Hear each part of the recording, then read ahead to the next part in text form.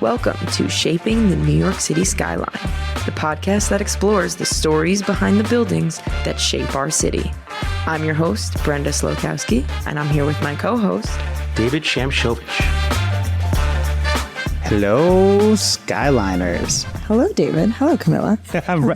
Brenda just gave me a side eye because... It wasn't intentional side eye. No, I'm sorry if you took it that way. I feel like it was intentional, but that's okay. And I think I know why, because Brenda likes to be the first one to say hello, and I think I beat you to Stole my jazz. Yeah, I think I stole your jazz. I think that's what I deal with every day. Me stealing your jazz or Brenda stealing your jazz? No, the two of you together. We're jazz stealing. Life interesting. You gotta mix it up.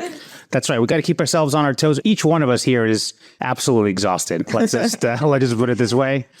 We don't work for a large law firm, but sometimes, given the sophistication of the work that we're doing, by the way, if you want to hire us, feel free to visit SEIDEN.com or reach out to Brenda, David, or Camila. Our email addresses are on the notes.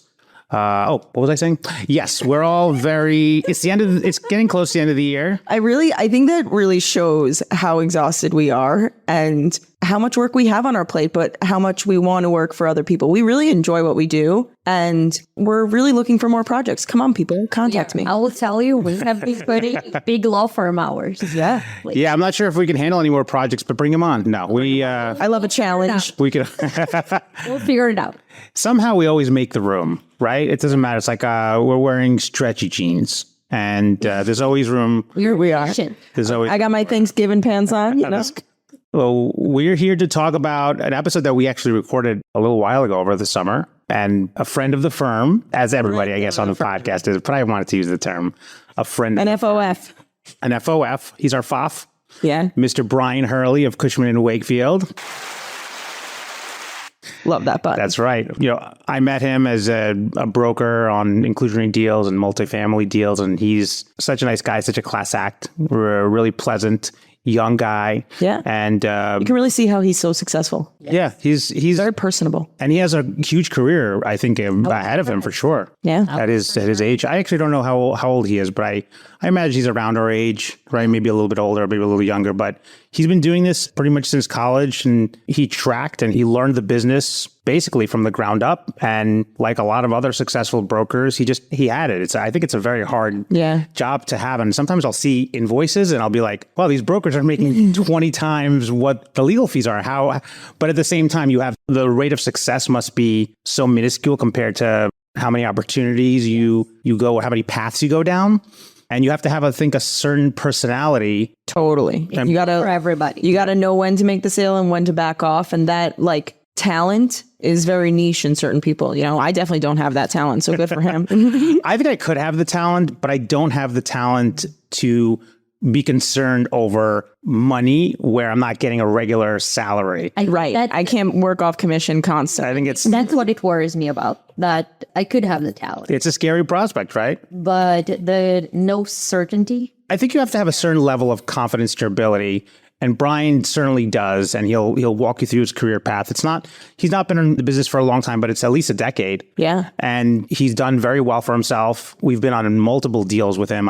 He's actually very well versed in the inclusionary and mandatory inclusionary housing programs. Took the words right out of my mouth. That was the next thing I was going to pivot to. He also has that niche experience. He's probably one of the only people that I've spoken to, particularly brokers, maybe even attorneys, that understand these programs, on a level that I wouldn't expect someone to. And, kudos to him for doing that. I think that's really how you're able to sell, say, multifamily that isn't an inclusionary housing zone, or by understanding it, explaining it to them. And then, that toolbox, those tools he has, that education, I think it really translates as part of the things that make him so successful and a wonderful person at that. Yeah. I think also a really admirable quality in him was the fact that he really walks into every deal with the most information possible. He does his due diligence significantly and walks to the table and says, I have every piece of information we might need on this deal, and I can answer any of your questions. Let's move forward. Yeah. Yeah. He's ready for the deal every time he takes the first step. And he takes the time to understand things, understand the concepts, things that you don't necessarily need to know as a broker. But I assume that going that extra mile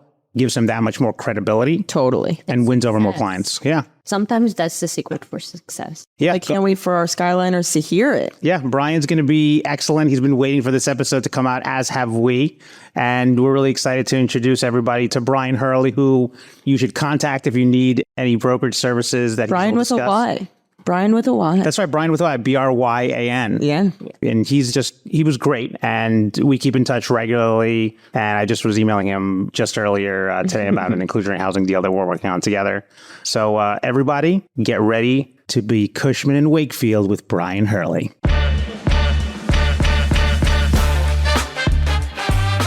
Hey, Brenda, how you doing? Hey, David. I'm doing good today, even though it's raining. It's raining. Brenda always gives the forecast on the day of the podcast. This podcast could be released like 2 months from now, or it could be like in a blizzard. Well, I'll tell you, the weather impacts my mood. So like if it's raining outside, you'll hear that I'm a little more somber. And like sometimes if I'm happy, it's sunny outside. Like I will say I noticed that on the last podcast when I listened to it. I was like, oh, it is raining today. But then I realized this was recorded probably a couple weeks ago. It's got to be like a major event that can't be reproduced, not like the weather, like the orange sky. somebody getting like the orange sky. The orange sky. Yeah. We did, I think, talk about that at the time, the Canadian fires. Yeah. Yeah. So, Brenda, we have a personal friend of mine. I'm going to call you a friend, Bryan, because I think you are. And Wow, you've been upgraded. Yeah. That's really nice. Bryan and I we've done, a few deals here and there. I'm one of his favorite attorneys, or so he says. Not bragging or anything like that. There's no bragging, but Bryan Hurley, who's here with us from Cushman Wakefield, Ooh. and he's going to tell us a lot of interesting stuff and, what's going on in the market now, what he sees as the trends, and how did he get to where he is, and why is he doing what he's doing? Being a broker is really hard, particularly in the competitive New York City landscape, and I can only imagine the things that he can tell us. So without further ado, please welcome Bryan Hurley. Ooh. Thank you for having me. What's up, Bryan? Not much, just slugging away here. It's been a busy week. The dog days of summer are not as slow as they usually are, which is good and bad. Is that true? For us, at least right now, it has been pretty busy, which again has its pros and cons when you want to take a little bit of time off and you're getting more phone calls or emails than you're used to at this time of the year, especially with the turmoil in the market. But usually turmoil, I think, leads to more activity. Maybe not as much transactions, but more activity on our side of having to do work and try to position ourselves to be in the right spot as things start to change. Yeah. And we're excited to talk to you about that. I just sort of wanted to begin kind of at the beginning. And I think it's easier. What a novel idea. To begin at the beginning. Begin on page 1. And so you were born and raised where? In Watertown, Massachusetts, small town outside of Boston, right next to Cambridge, Waltham, Newton, for anybody from Massachusetts out there listening. Went to high school in Boston, went to college up in Maine at Bowdoin College. And Boston is kind of where I put my foot in the game for real estate in a very small manner to start doing some residential rentals up there. And that gave me my first taste for the business. And that was in college, your first gig? Yeah. So basically after doing some internships in the summertime, sophomore year, in finance, I decided to get my real estate license in between junior and senior year of college. One of my buddies the previous summer had made some good cash just renting apartments, hustling out there, showing a bunch of small apartments and homes in the suburbs of Massachusetts, not in the city itself, but in the suburbs. And I realized how much money you could make doing it. You made your own hours. You got to do your own thing. You weren't like stuck at a desk all day, which I was the year before, just doing data entry for like private wealth group, which is pretty boring at times. So I figured, why not? I totally understand the appeal of wanting to not be at a desk all day. Yeah. Some days it's good, like when it's raining or when it's super hot and you don't want to be out and about. Yeah. But there are definitely days where you're at the desk all day long and you're wishing you had some, meetings or tours or walkthroughs or whatever they are to go to. Did you immediately figure out that you were good at brokering? Is that the verb? I would say you don't know if you're good at it. At least what I was doing then, doing the rentals, the residential rentals in the suburbs, because it was more of, you just you see somebody else's listing or it's our company's listing and we had some service that when you uploaded it to it, it would put it on Zillow, Craigslist, whatever, and it would all be under your name with the photos. And then people would reach out and you just have to be ready to go and do something at any time of the day. Because usually with rentals, people are working and then you have to accommodate after their schedule. Yeah. So you're doing stuff more on the weekends, you're doing stuff more after hours. And, as a 21-year-old kid in the summertime, most of the time you'd like to be out doing other things before going back to school. But if you're willing to put in that work, I think you can do a good job and remember to show people other units if you know about them. So there is a little bit of brokering in that, but that was more of a cast a wide net. No, people emailed you by accident and wanted to see the apartment and liked it. So how did you get hired for this position since, you didn't have any experience before that? So my friend who had worked for the guy, it was called Shalalis Real Estate in my town, which I still think is there. John Shalalis. Shout out to him if he's listening. You guys sent him this podcast. My buddy who had worked for him had done a good job, put in the recommendation. It's not any cost to them to have me get my license. I paid for it in Massachusetts to do it. And then he said, sure. And then he made a bet with the kid that he'd give him an extra $1,000 if I hit like some number. I don't remember how much in rentals that summer. So my friend obviously wanted to push me to do as much leasing as possible. That's like that movie She's All That, where he makes a bet that he can take the nerdiest girl and make her popular. And then he ends up falling in love with her if you haven't seen it. We didn't end up falling in love after, but I did tell him, it was like a year later he told me, and I said, you should have given me half of it. Yeah. He told me. That's He had so a you kept the vested whole interest. thing? He did, yes. That's what a friend would do, right? Give you at least half. Yeah, exactly. And tell me at the beginning, and I would have Worked even my worked ass off harder. for you. Yeah, you're the source of the Yeah. bet. Yeah, exactly. Did you get the job first and then get the license? No, I had to get my license because I wouldn't have been able to do anything. And it's just a small, tiny office in, a suburb. So I was rarely even in there. They had a couple desks in there, but most of the people would just work remotely from home. Just now what everybody does, but we were able to do that in town. And then just had to have a car so you could go meet people in the different towns that people wanted to see apartments in. I imagine Massachusetts brokering is different than New York brokering because you don't need a car now. Correct. Yes. Even if I was probably in the city in Boston, you probably still need a car because it's a lot more dispersed of where people are selling buildings. And there's a lot more going on outside of just the downtown proper. But here, there's so much. You definitely don't need a car, which is nice. Just a Metro card. Yeah. 270, what is it? 130, 130 a month or, Right. I think they want to increase it to 290. No, an article again? saying. Yeah, it's 290. cutting back on the people going through the exit doors too. I see at the Grand Street station, they have like 4 people stationed there. Yeah, Mhm. trying to prevent people from jumping turnstiles. Yeah, because if everybody just paid, then you wouldn't need to increase it probably to 290. Yeah, and they're still increasing it to 290. So how long did you do the rentals? So I did that for the summer, and then I went back to college for senior year. And one of upperclassmen who was the year above me, who had graduated at that point, but the summer I did my internship, he had did an internship at CPEX Real Estate in New York. And so they were on our job board through his internship his junior year. So my senior year, they had openings that they were going to be doing a training program for brokerage in New York City, pay for you to get licensed while teaching you the ropes. And then you'd hope to join a team at the company. And I, reached out to them, did some virtual interviews, and then came down to New York City one, I think it was a weekday maybe, and interviewed in person and got the job and decided to accept it. And 6 days after graduation, moved to New York City that I had never really been to too much or knew too much about. But did you think that real estate, that you would continue on this trajectory after that summer, or was it just sort of serendipity? a little bit of both. I wouldn't say I was the hardest worker in college. So it was definitely a part of just opportunity that was in front of you. A lot of my friends from college were going into, banking or different jobs in finance in the city. And this was my opportunity to move to New York City and continue something that I enjoyed. Like I always knew I liked real estate. I had no idea what aspect of real estate. And the only thing I'd ever done was brokerage. So moving to New York City, it seemed like the foot in the door, and you don't know all the different sides of real estate until you're in it.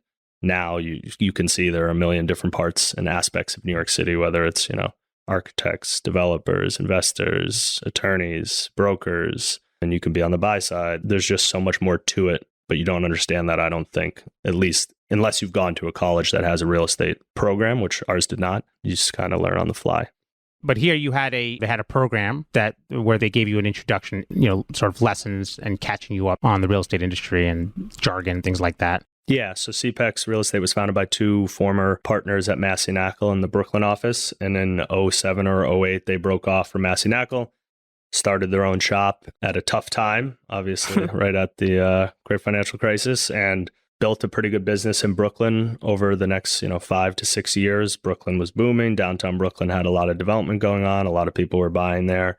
And so they built the shop into maybe at its peak 35, 40 brokers. And they offered a training program for 3 months where they taught you everything from how to canvas to how to do research on potential clients. So you had a better conversation starter than normal. They taught you all the jargon of cap rates, NOI, gross rent multiple, how to value assets. And we did pitches that we would do to the partners at the end of each week on different buildings that we were valuing to see if we were coming into kind of where they wanted it to. So it was definitely an in-depth training program. They brought in speakers, other brokers that were former Massanutten guys or then Cushman Wakefield guys. So they definitely did it was a lot of learning in the 3 months while shadowing the teams that we had on a weekly basis. Well, what different teams did they offer you? And were you able to pick your team at the end of it? So they were split up, CPEX, by not a territory system, but by a asset class platform. They tried to model it off of investment banking, where there was a team that focused on development, a team that focused on retail sales, retail leasing, office sales, office leasing, multifamily, and mixed use. So you didn't as much get to pick. Well, you could posture to one of the teams, and some of the teams were more successful than others, so people were competing for those. But then looking back on it, there were some internal politics with the partners and probably upper management of where they wanted to steer people for the betterment of the company. Because I know, at least personally, I was somewhat steered to a certain team because there was opportunity there and it was a good team, versus the best team was our development team at the time, but they had been crushing it. And I think the managing director there definitely wanted whoever they could pick from in the group, and most people wanted to work with them. But I think upper management and the partners also wanted to make sure they were building out the other teams with people that they thought were younger and motivated and could do good work to help, better the firm as a whole as well. So where did you land?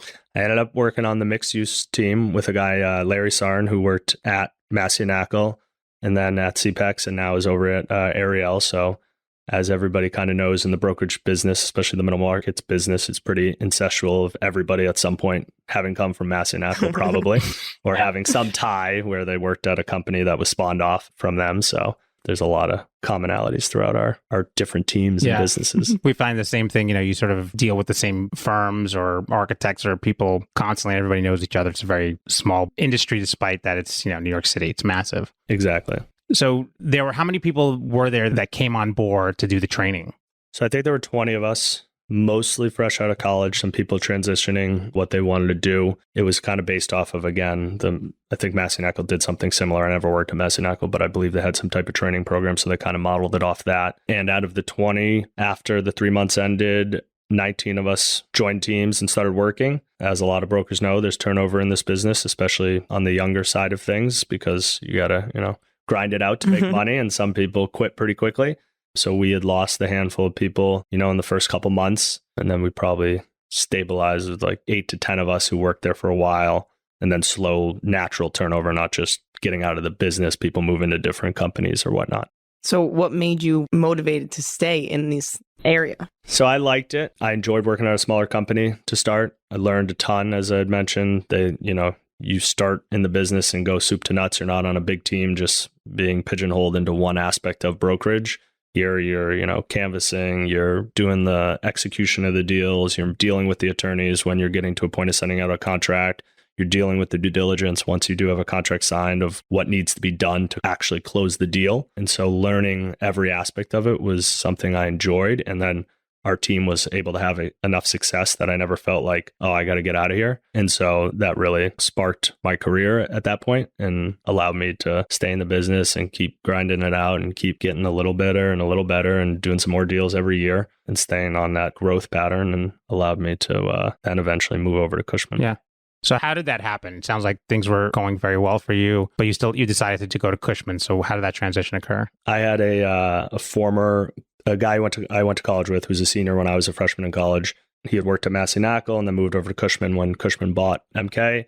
He worked in the Soho area, and I played men's league soccer with him on the side with some Bowdoin people. And when we were getting drinks after one of the games one night, he said, "Hey, are you looking to move at all?" And I said, "Not really." And he said, "Well, there's a team over here who one of their associates just switched teams.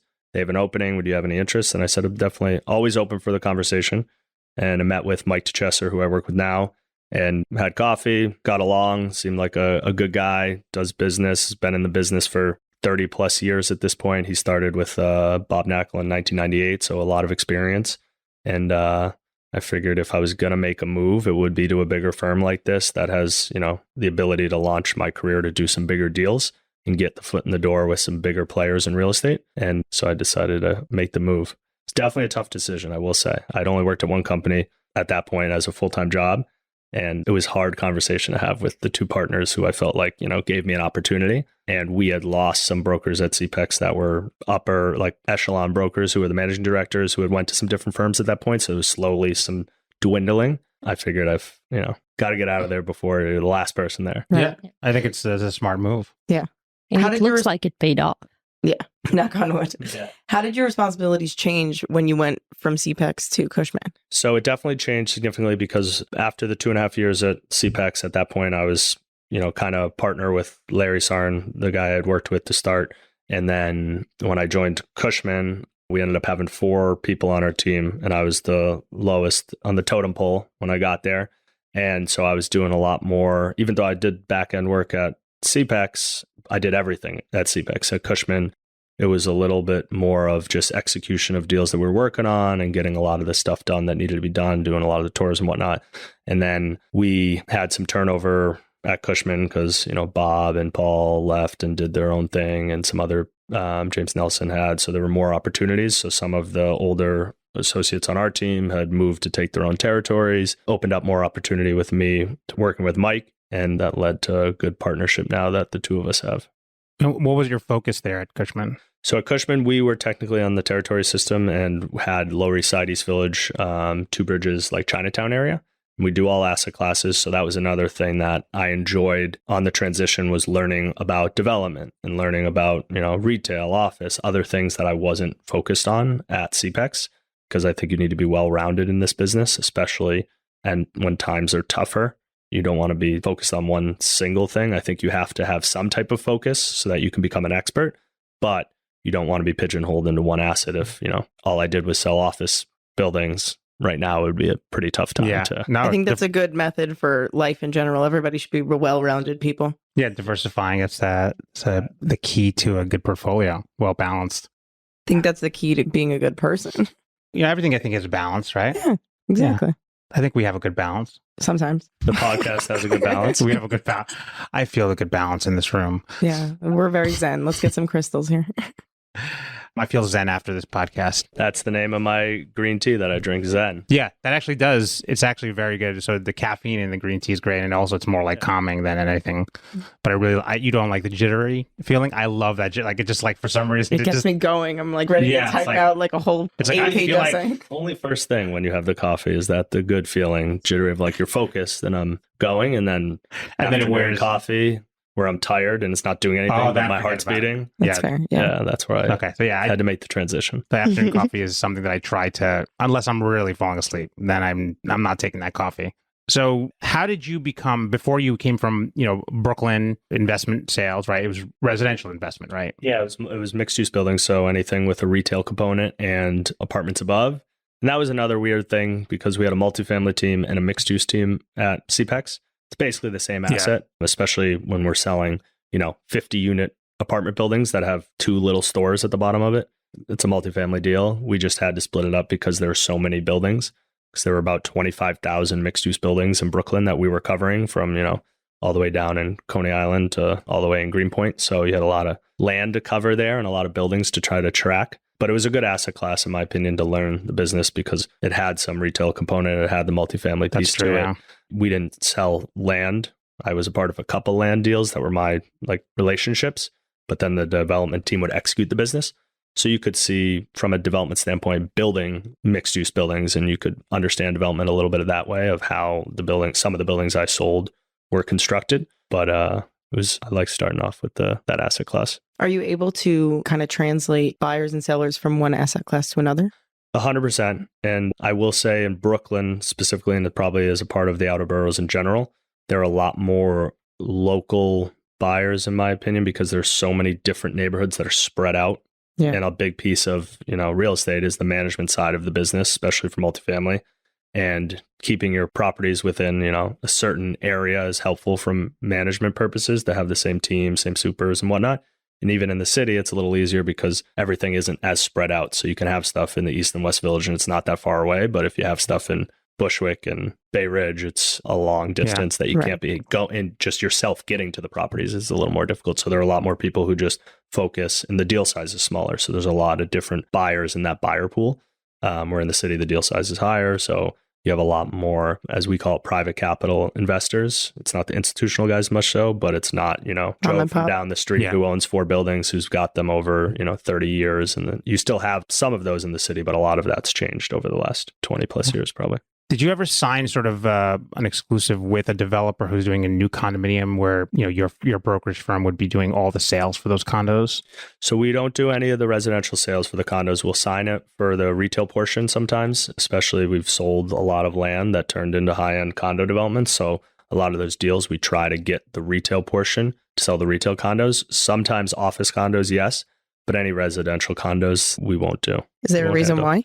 We just don't do residential. Okay. Most commercial brokerages don't. Cushman definitely doesn't. It's just not our expertise. We would rather refer it to a resi broker who's good and knows what they're doing. Because honestly, other than putting on Street Easy, I would have no idea how to sell an apartment. Yeah, I didn't realize that the two were so different. Yeah, I mean, I've never dabbled in the residential space in New York City. It's extremely competitive. There are a million brokers who do it, and some are much more successful than others. But it's definitely a totally different world than the investment sales side of things, where it's more just the numbers. We do sell some deals that are user deals that are similar to selling a resi condo or a home, because it's a business buying it and they're using it for themselves. So they'll pay like a premium and it's a unique buyer sometimes. But most of it is just, numbers. Okay. There's no emotion. Can you go into like your role in more than just like setting up your buyer seller? Like what kind of due diligence do you do? What is your role in the deal once you've connected the two? So when we get hired, we kind of do everything soup to nuts. We have a team of research and marketing to put all our materials together to go out there. But nowadays, there's a lot of value in doing the due diligence up front, because a lot of deals, especially for multifamily, are having issues once you select a buyer and start to try to go down the road to get a contract signed with paperwork for deregulation of rent stabilized apartments. And so knowing what you have up front, I think, is one of the biggest pieces to getting deals done. When people talk about like brokers working hard and like putting a deal together and securing it with the attorneys to make sure nothing falls apart, I think knowing the DD on the paperwork side of things is the biggest thing since 2019. Totally. To actually closing a deal. And what are the biggest issues you see with the due diligence? So a lot of the issues is just people. Some of it is tough because it's retroactive, where you didn't have to keep all this stuff at one point in the 2000s, but now everybody wants stuff going back as far as possible. Even with the look back periods, buyers are asking for more than they probably need just to cover themselves as much as possible with the amount of liability that could come up.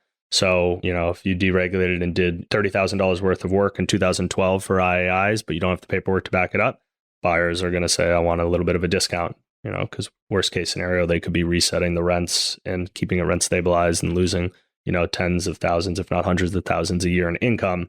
And then also potentially if somebody wanted to try to make any claims about overcharges and whatnot, it's a tough sale these days if you don't have paperwork.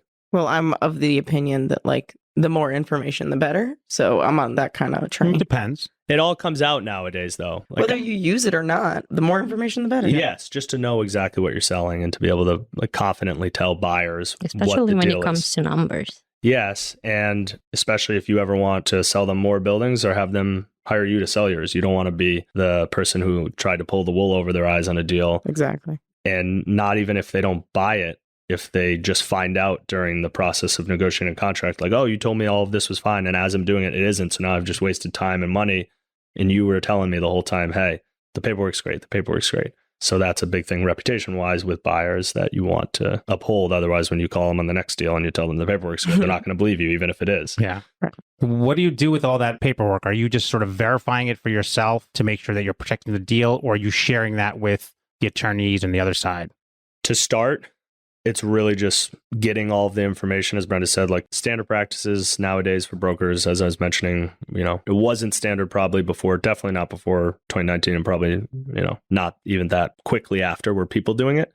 But now good brokers are doing it for sure. And more people are focusing on getting all of the DD up front from their clients for any type of free market or destabilized units and rent regulated product, because deals will fall apart if things aren't in line with the way that you're telling the market. Yeah. So it's kind of been a need and a necessity more than anything, where brokers are starting to do this more and more solely because they want to get their deals done. Historically, you didn't have to do it. Historically, sellers didn't have to, or owners didn't have to keep every document, when they've owned forever. So a lot of them say, why the heck are you asking me for stuff from 2012? Why the heck are you asking me for stuff from 2000? But buyers look at it now, and it's become messy for a lot of deals, unfortunately. How did your team become familiar and engrossed with making sure that you did this DD beforehand, which I think is a very smart idea, both because it doesn't waste their time, doesn't waste your time. You get a deal done faster because you know exactly what there is, things don't fall. So I think it's obviously to your benefit, but how did you come to this conclusion this should be done this way? There were a couple deals that we were involved with where there was a lot of paperwork that was kept by the ownership who had owned the properties for 40 years and had very good records. And I realized kind of how valuable that was and how every buyer looked at it like, this is great. We have no issues. The L&T review was very brief and quick. And so as new laws were put in place, I like to read a ton of boring stuff like that. And I think a big, differentiator for any broker, but especially for young brokers, is learning as much as possible. You have to network and you have to be a good people person and be able to have a conversation with somebody. But at the end of the day, good brokers know a ton about real estate and know more than the average broker, and show buyers and sellers that they know just as much as them about real estate, or sometimes more, or close to the same amount. And that's what they appreciate, because then they know they're in good hands when they're selling their building, that you can position their asset as better than anybody else in the market to get the highest value. And so that I realized. And so I just would read things and about zoning and learn different aspects of real estate to be able to do the DD and understand it. Because some people can collect all of the information, the leases, the IAI documentation, but to know where to look within leases of where IAIs were registered and how much to calculate it, what they needed to show, and all those little things. It's time consuming, but it's not that difficult once you understand and learn how it works. Do you find it's harder to brokerage a deal where a property doesn't have proper paperwork in place and their paperwork is all over the place? Yes, for sure. Some people won't even touch stuff if there's terrible paperwork, no matter what the discount is. And sometimes it just puts a buyer in a position to, at the end of the day, ask for a price reduction if they say, hey, we're putting this offer in based off of X, Y, and Z. And if X, Y, and Z is just Z, they say, hey, we want, a couple $1 million, a couple $100,000 off. It depends, but it ends up throwing a wrench in the right at the end, or not end, but right before a contract gets signed, which at that point, you don't want to have any hiccups. You want them to know everything. Yeah. Incentive for all your developers out there to keep proper paperwork. Yeah. And gather it and make sure that you don't think that you have the paperwork when you actually Correct. don't have it. And to digitize it to make everybody's lives easier. Yeah. Guys, we all live in the digital age. If you're handwriting DHCR registrations, what are you doing? I'm sure with that mom and pops, it's got to be, difficult with, You don't have a computer in the office? I don't know if they're running a family business. You have your cousin Gerald inputting in the stuff. He's not... Cousin Gerald should still have a computer. He may have it. He just may not be... But he will be typing one letter at a time, and the day is over, and you don't have a DHCR. As long as they scan it at the end of the day. I don't mind if it's handwritten. I just don't want to have to scan it all. Too bad you weren't there to give them that advice like all along as they were managing these buildings. That's the problem, right? Yeah. Well, they didn't have to. That's the problem. When laws get put in place that make you need things that you never thought you would, even if you have them, you're just struggling to compile it all. That's a big piece too. Like, it's, if they don't lean on us to do it and they do it themselves, which is great, because then it keeps us from having to do as much work. It's still super time consuming for the owners themselves just to compile it, even if they have it. Yeah. They don't think about it from that aspect about selling when they're sort of managing it day to day. And their paperwork, gets lost in a fire or flood. Exactly, yeah. And that's the standard story that buyers like, oh yeah, my dog. Everybody's so storage if I ever unit get audited, flooded. it's like it's like taxes. I know I did them, but I'm not sure where all the receipts are. Could you come back later? I had a flood last year. Yeah. It was probably in one of those boxes. Something like that. So you transferred from Brooklyn to Manhattan, which I gather is something, obviously it's a more... Brooklyn is very prominent right now, but I don't think there could ever be any really replacement to Manhattan. How did you then go to learn the Manhattan landscape, particularly in these areas, right? So you had a small sliver of Manhattan versus Brooklyn, which is like, is it the largest? I think it's the largest borough. Yeah. It's definitely different. You know the ins and outs of everything, which is the benefit of working in like a niche territory area. And there's enough deal flow in all of these submarkets of New York City that multiple brokers can thrive at our company with competitors. So obviously there's enough business in New York City to allow for such a smaller focus, but you just know what's going on in every corner. So when you're talking to owners, you can say, hey, this is happening here down the street. I just saw this business went in. I saw they just, bought this and are developing it into X, and that knowledge helps you get business. Where in Brooklyn, I would be selling buildings in Bay Ridge and in Cobble Hill and in Bushwick. So it was harder to know exactly what was happening around those buildings that would change value, because I wasn't just selling 15 buildings in a 40 block radius of Williamsburg where I'd know this is happening here, this is happening there, this is happening there. So the focus did help. And another big piece of me wanting to make the jump too, not being from New York City and coming to New York City to do real estate. If you're going to do real estate in New York City, I love Brooklyn. I live in Brooklyn. I've lived in Brooklyn for 6 years now. Manhattan is, it's Manhattan. NYC. Yeah, that's what a lot of people think of when they think of New York City, and it's a very competitive landscape. What are the trends that you're seeing in your area of expertise? What sort of things are you seeing happening in that area? So there's a ton of multifamily and mixed-use product that people have been buying down in the East Village and Lower East Side for years, because younger people are living there, paying big rents. The rents have seen tremendous growth, like most places in the city have since 2020. But I think even more so in the East Village and Lower East Side, where kids who are moving to the city who may have left the city for a year or 2 years and saved up rent are coming back and paying a little bit extra. You have a lot of ability to add value as a buyer by either making new bedrooms or having a flex unit, turning a 1 to a 2, where somebody's paying, $2,200 a bedroom and you're getting $4,400 for the 2-bedroom instead of getting $35 or $36 for the 1-bedroom. And it's not a huge amount of lift from a construction side of things, just to add bedrooms or partitions and whatnot. So that neighborhood, people have seen a lot of opportunity in, and that's been a lot of the activity. Development has slowed down there a little bit since 2020, but historically there's been a ton of new development in the East Village and Lower East Side as well. But multifamily is the most activity right now for all of our deals, any type of value add. And now people won't really touch a lot of the fully rent stabilized stuff or 50% rent stabilized stuff. The most attractive assets are 60% or more free market with some type of value add component where it's long-term ownership who hasn't renovated, or things like that, where they can add bedrooms, maybe pop up on the top floor to add some duplexes, just increase the rent roll so that when they refi out after their bridge loan comes due, they can pull out some of the equity that they put in. And are you actively going out into the neighborhood and trying to find those opportunities, or just you having clients that come to you to sort of look at the neighborhood or a specific building? How does that work? So you definitely still, I feel like good brokers, no matter how long they've been in the business, are networking, cold calling, creating new relationships. But if you're doing your job right from the get-go, you slowly do less and less of the dial for dollars cold calling. And you do more and more of managing all these relationships that you've built and turning that into a book of business. You definitely never want to stop networking and doing business development, but you just have less time for it if you're creating a book of business that is, fruitful and you're making money off of, and you have repeat clients and they're doing business all the time. That's where you want to get to while creating new relationships at the same time. So that's at this point, more so of repeat clients and new business. And again, I work with Mike Chester, my partner, who's been doing it for a long time. So he's built a lot of relationships. So we have a good amount of business coming through people that we've either worked for in the past or people that we've pitched in the past and lost business, but now are coming back to us because they're looking for something new and hoping somebody can get these deals across the line for them that some other brokers may not have. In terms of the posture of the legislature, there's, some things like that were proposed, like good cause eviction, which would essentially be rent stabilization for market rate units. And there's also a bill that was proposed with regard to what you were saying in terms of turning a 1-bedroom into a 2-bedroom to prevent, what is it called, the Frankenstein, where you do that in order to be able to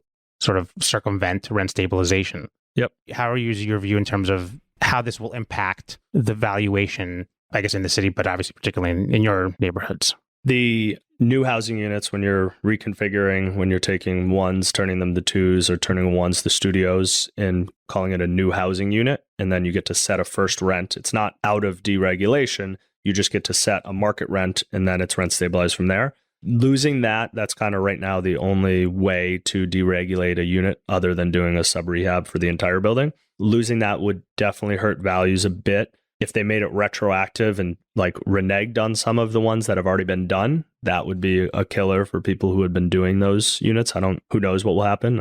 That's the first time I'm hearing that, but I've only heard like discussions between some people, nothing legitimate, but people have talked about that, saying they wouldn't be surprised just because of how shocked people were. Yeah, how shocked people were for 2019. Yes, that would happen. And then in terms of good cause eviction, that will definitely be a killer to the most attractive asset, in my opinion, that people are buying right now, is this value add multifamily, where it's free market units that just haven't been updated to maximize rents.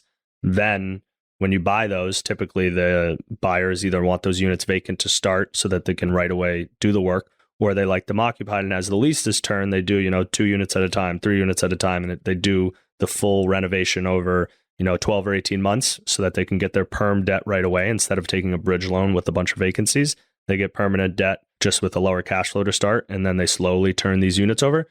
You couldn't underwrite that because you don't know if a tenant in a free market unit that's under the market for the neighborhood, if you're paying $2,500 for a 1-bedroom because it's a little less modern, why would you move out when you know the only other apartments you're going to be able to find are $3,800?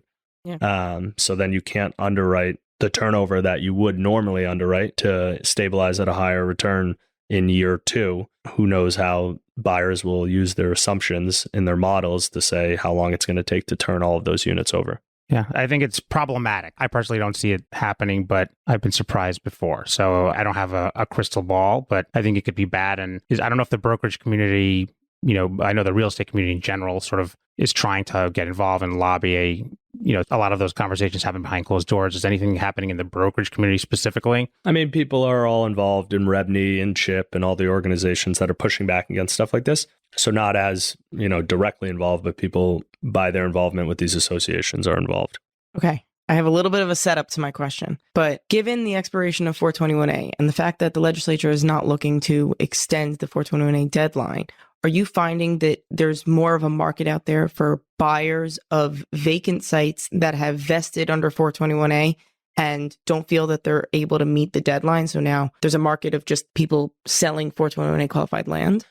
So when 421A was first, expired, there were a ton of people asking, do you have any sites that have have their footings in? Any sites for 421A? Now, obviously, with the extension, they did just have, though, Governor Hochul yesterday, the pilot program that will hopefully help people, get past that. I don't know exactly how it's going to work. In one neighborhood, at least. Yeah, right, in Gowanus. So, whether they're going to be able to, they said, potentially extend that to other areas. I don't know, but I haven't seen as many people ready to just get rid of the 421A sites that they're building right now. I haven't seen that rush yet. I think after yesterday's announcement and trying to gather whether they're going to be able to be saved, I think people are trying to weigh those decisions right now. Right. They're trying to hold on as long as possible to figure out exactly if they're going to get screwed in a sense or not. Yeah. So for the 421A developments that sort of didn't meet, the putting in that foundation by the required date, are they holding on to that property or are they just pivoting? If you can pivot to condos, I think some people are, and it's all obviously dependent on their position of what their equity is, who the capital is, what their financing is, whether they have got a land acquisition like a financing or whether they just bought it all cash.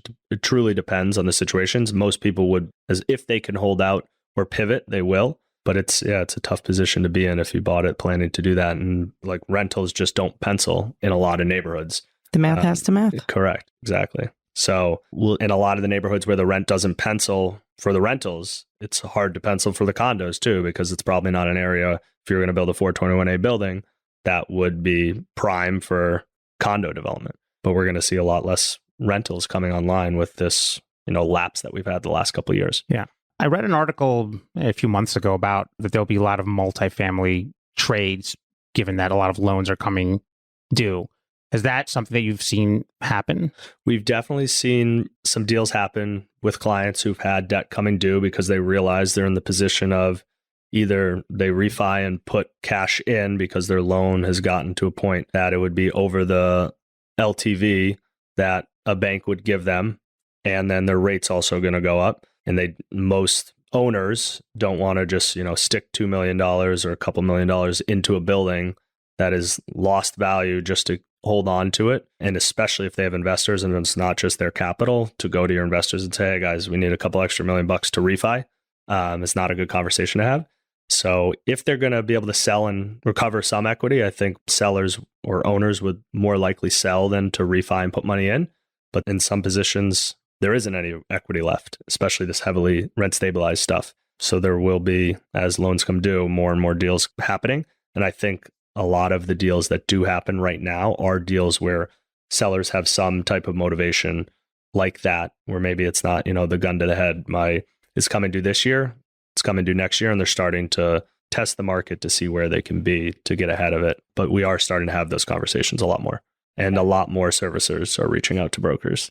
A lot more servicers? Yeah, and like lenders and servicers. Like we'll have conversations with us if they're looking at a portfolio that, they're about to take over. So Has there been difficulty in getting loans for purchases? What's the lending landscape like? You can get debt still. It's just, again, it's a whole new landscape on the pricing. So as long as it's an asset that's, cash flowing, there's lenders out there who are looking to put money to work, but you have to be buying in today's market. And a lot of sellers don't want to sell at today's values. So obviously, but the lenders, are they concerned about the New York landscape and the sort of the political landscape, which is really anti-development, anti-landlord, at least until, the tenant rights kick up a lot, which will really be bad for, operating income? Is that something that sort of maybe bigger banks or institutional lenders would shy away from? I definitely think from the lending standpoint, it's gotten tighter across the board. I think most people would say that, in the sense that you're not getting as high as, even on good deals, you're still not getting as high as the leverage that they used to give. Obviously, rates are much higher. So you used to be able to, on a great deal, get 75% leverage. Then it was, 65% is where they're maxing out until the rates started to spike. And now you're looking at, even on good multifamily deals, like 60, 55% leverage. So they're definitely being a lot more conservative. So if things do get worse, there's enough of a buffer there that they're not, taking a write down, as a lot of lenders are looking at doing right now. Do you deal at all with any fully affordable buildings, or have you dealt with any fully affordable buildings? I had back in Brooklyn a little bit, like a couple of rent stabilized portfolios in Flatbush of 100 units plus, but not since the laws have. We've pitched and had conversations on them, but it's just difficult because even at the right values, there's not as much of an appetite from a buyer standpoint to buy that stuff. Yeah. Right. So even if you're looking to sell into the market and the metrics make sense, if there's less competition buying those deals, pricing is still going to slip a little bit. So it's hard to get, unless sellers have some underlying motivation, whether their debt's coming due or whatever the case may be, it is tough to get them to understand kind of where this market is today. The reason I ask is we're dealing with a number of, fully affordable buildings that have, they still have to pay taxes, full taxes, and they can't function. The income coming in is not sufficient, particularly because of the rent laws. So if they could have increased their income over the years, the way the old rent stabilization worked, they would have been fine, maybe not making a killing, but now they're in the red. Yeah. No, there's definitely a lot of that. And especially people who bought at prices with the intentions to do that pre-2019. Okay. If your business plan was, hey, I'm going to buy this, I'm going to turn some over, a couple over a year for the next 5 years, that obviously didn't happen. And their debt was at a point in the market where the value was much higher, and now it's underwater for sure. So you either hand the keys back or the lender takes a write down and you sell it with them. Have you seen any of those situations? Conversations and valued and looked at deals, and definitely have had lenders reach out to us about those. We don't have, in the area that I do a lot of the multifamily stuff, more of ours is walk-ups that have been half deregulated, not like fully rent stabilized portfolios like in Northern Manhattan or the Bronx or Brooklyn as much so. Downtown Manhattan has, most of that stuff has been worked to an extent. So I'm not working on any deals like that. A lot of it is the stuff that I mentioned before, those value add deals. Those are the better deals in the market as well. But we've definitely been looking at a lot of them for lenders. And it's not a good conversation when you haven't to tell them, hey, it's probably worth less than what you guys have on the building. But you have a reputation to keep up, and you got to, make sure you're telling everybody the information. I think that's valuable. Exactly. Yes. And you come into you come into the conversation with a whole book of people that you can contact. So yes, exactly. So it definitely makes you the value add. Yeah, you'd hope so. Yes. Another thing I wanted to sort of turn to, which is something that a lot of people in the development community don't, unless they've interacted with it, don't necessarily understand, which is the sale of inclusionary air rights, which is different from development rights or other sorts of air rights that are available. This is specific to the inclusionary housing program, which we deal a lot with, and it's one of the things that you do. How did you become familiar with, inclusionary air rights, their value, how they get traded? How did you sort of learn all this stuff? It's because it's different. It's not actually considered real estate, but it's obviously a very important part of it and an important piece. So maybe you could talk a little bit about it. Yeah. So when I came over to Cushman, I had no idea anything about it when I was started my career at CPEX, and I came over to Cushman. Mike DeChester, my partner, had been working on a couple of these deals when I came over that were already under contract and closing. And so I was asking about like, oh, what is this? How does this work? The transaction. He was giving me some background on it. And as he gave me some information, I just started reading and learning a ton, reading the zoning resolution, going through HBD's site to just soak up as much information on it as possible so that I could understand how the zoning worked, how it benefited developers, who would be likely to buy it, where you could buy it, who could generate it, how they could generate it, how it transfers and all of that. Because as you said, it's a big business that's out there, but it's less known because it's not public record. You don't see transactions on pricing. You don't really know who has it and who doesn't have it. So being out in the market with a lot of those deals leads to more business in that niche market than anything else, I think, because once somebody has an understanding and a grasp on it, a lot of people just come back to you because they know that you've been doing deals on them and understand that when they come to you, you actually know what you're talking about and that you can explain it to either their architect or have sources that are available to sell it. So I kind of stumbled into it, but then once I did, I started to just read as much as possible so that I could kind of try to become an expert at it. So you would have maybe a client come up to you and say, I'm doing a new development. I want to make it a larger building. It's an inclusionary housing zone or an R10. And I don't want to do affordable housing on site. I want to purchase a certificate from a different site that did provide the affordable housing and has extra to sell.